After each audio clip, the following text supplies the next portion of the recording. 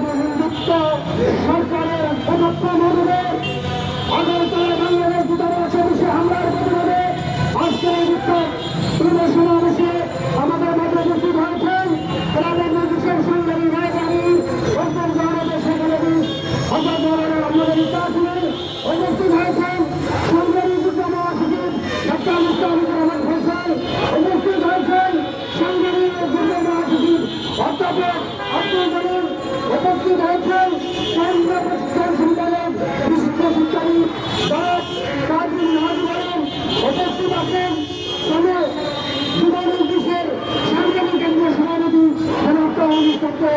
আমরা মহানগরী এবং কেন্দ্রীয় সংখ্যা নেতৃবৃন্দকে ধন্যবাদ জানাচ্ছি। সংগ্রামের উপস্থিতি এবার যেমন সঙ্গে ব্যক্ত করেছেন ইসলামী যুব মজলিসের সংগ্রামী সভাপতি জনাব তাহিদ ইসলাম সোহেল।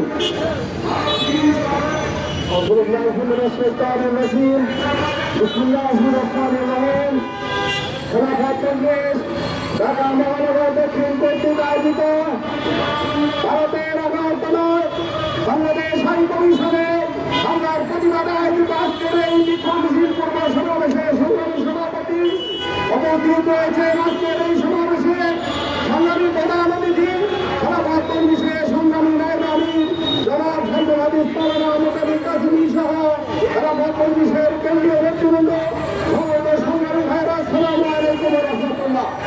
আপনারা জানেন শেখ হাসিনা সরকার ইন্ডিয়ার একটি দাস সরকার ছিল। 5 আগস্টে বাংলাদেশের ছাত্র জনতার রক্তক্ষয়ী অভ্যুত্থানের মধ্য দিয়ে দেশ থেকে তিনি বিতাড়িত হন। শেখ হাসিনা বাংলাদেশ থেকে পালিয়ে ইন্ডিয়ায় গিয়ে আশ্রয় গ্রহণ করে।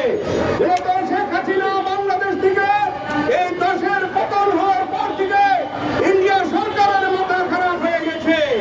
আমি ইন্ডিয়া সরকারকে বলতে চাই, বাংলাদেশে ছাত্র জনতার রক্তে একটি অভ্যুত্থান সংগঠিত হয়েছে, একটি বিপ্লব সংগঠিত হয়েছে।